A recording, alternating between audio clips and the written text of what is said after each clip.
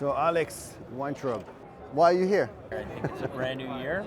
We're at the end of the year. We're usually at this point we're seeing a high uptick in cyber incidents, which we see Emotech coming out and a lot of new ransomware groups coming out. So we're here to see what new startups have been starting up and all the old companies that are still coming out to cyber conferences after COVID.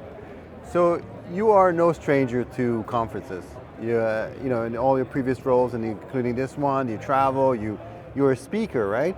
How do you find the Cybertech New York City specifically, like in terms of like the vibe, the content, and so on? I think it's very diverse. You have everyone from threat locker, like zero trust companies, all the way to GRC startups, and I think that's really important in this industry where we see cybersecurity companies rapidly growing, and even though there's a huge downtick in potential layoffs within the big cyber companies, we're seeing these small to medium-sized businesses looking at these startups as ways of strengthening their security posture. Everyone's aware of the cyber incident now.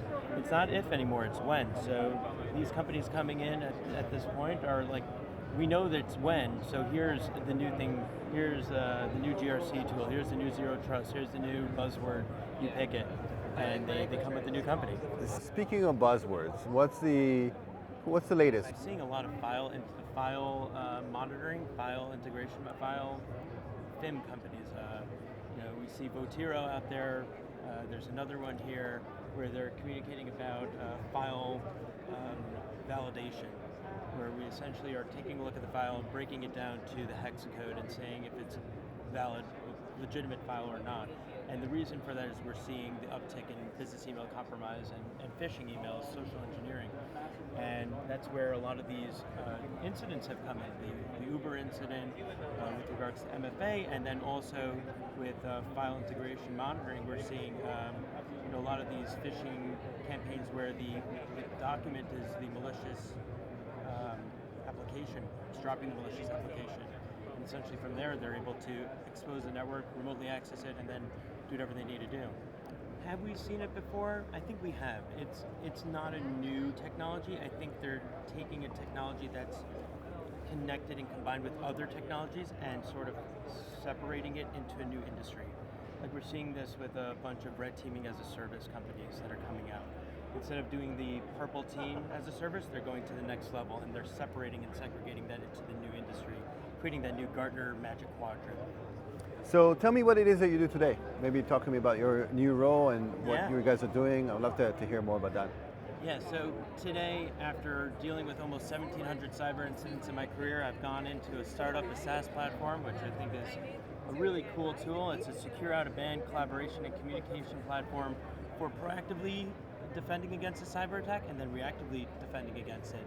Building out these task management to deal with the cyber attack, so your incident response plan, your incident response playbooks, and breaking them and integrating them into the rooms, and then in addition to that, building a file repository, a way to communicate with internal and external parties, essentially a place to deal with the cyber and, in the last few weeks, dealing with non-cyber incidents. Anywhere from just look at the CISO list of templates of different tabletop exercises. We can run those through the platform as well. Yeah, and it's so interesting. So you raised like the idea is that when an incident happens, if you have all your ducks in a row, like in terms of playbook, in terms of muscle memory, that's kind of a term that it's like in the army to be used all the time. So how does that reflect in the corporate environment today? I mean, most companies don't necessarily, they do some tabletop exercise, like maybe once a year, and it's only typically the top, I would say, the management and so on. How do you guys change that? When we're seeing into cyber incidents today, we are seeing a scramble. A lot of the insured that are going through cyber incidents don't have incident response plans. They don't know how to deal with a cyber incident, and sometimes their insurance policy is being deleted or removed by the threat actor during the time that they're initially accessing and then roaming around. Those are one of the first things they're looking for, is that incident response plan, the insurance policy, and then when the threat occurs, when the ransom attack happens, they're scrambling to find, how do we deal with this? What do we do first? Let's turn everything off. And that's really not the way that we should be dealing with these cyber incidents. We should be preparing for them. We know they're going to happen. We know anyone, it could be a big company, one of the biggest in the country and in the world has been attacked, and then the smallest companies have been attacked. It's really getting that muscle memory, as you were saying, to know how to deal with the cyber incident, whether it's ransomware or business email compromise or anything else like that. And it's really important that the speed of which you handle the incident is really important for the resiliency of the company and the results of how much impact that incident created. So how do you guys help with that specifically? That's literally what sickness is defined as.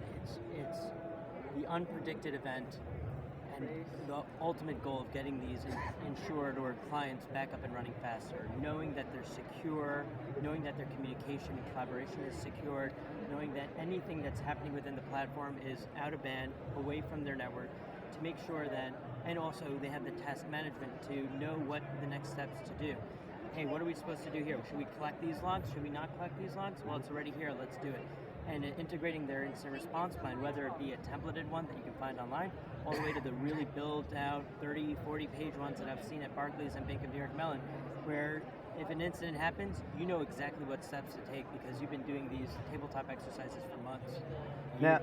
Now, how do you test a tool? It's one of those tools that you buy and you want to make sure you're in top shape because and not turn it on or know how it works the first time we actually need to use it. Can you imagine if it was like plug and play? Like, oh, the incident happens, let's jump on it.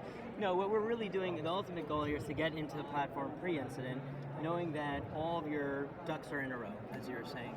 Your incident response plan has been uploaded in there.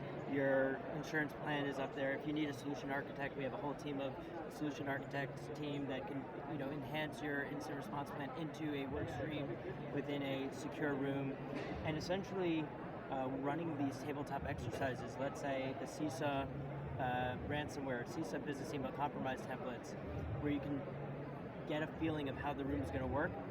Getting this might not work in here, but this will, let's do it this way. Enhancing your platform, building out the lessons learned, refining your process, so when the moment happens where the ransomware hits, the business email compromise hits, you know exactly where to go first. So what happened the first couple weeks after the install? Does the CEO of the company comes over and goes to the dark web and say, ha ha ha, I now have this tool, come over and hack me because I'm good to go? That's my biggest fear is when it goes public that we are the new secure out of band and we start getting attacked. But I know, based on our security plan and our posture, that it's really hard for these threat actors to get into all the rooms and or get into the room they want to get into. We are fully enforced by MFA.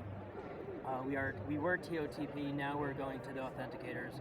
We're making sure that people who are logging in are logging in with out-of-band emails or their cell phone number or through our app, using their business email, but keeping it really out-of-band to the point where even if you had the business email and the password, you wouldn't be able to get in without the MFA. And then from our side, it's AWS Lambda. We have no digital footprint, so that's keeping it even more secure. Yeah, my question was more geared towards somebody who's actually a customer. Oh, saying how look at me, I'm good now. You can go ahead and do whatever because I'll be back up and running pretty quick. If any of the technical CISOs or CSOs or people like that know how to get onto the dark web, I fully endorse it. So, what's the easiest way for people to reach out to you and get some more information and maybe potentially try out the platform? Sure. You can contact me at Alex Waintraub at cygnus.com and or reach out to David. David has my information too. Okay. Well, thank you very much for dropping by. Absolutely. Much appreciated. Looking forward to seeing you in the after hours. Cool. Thank you. You're awesome.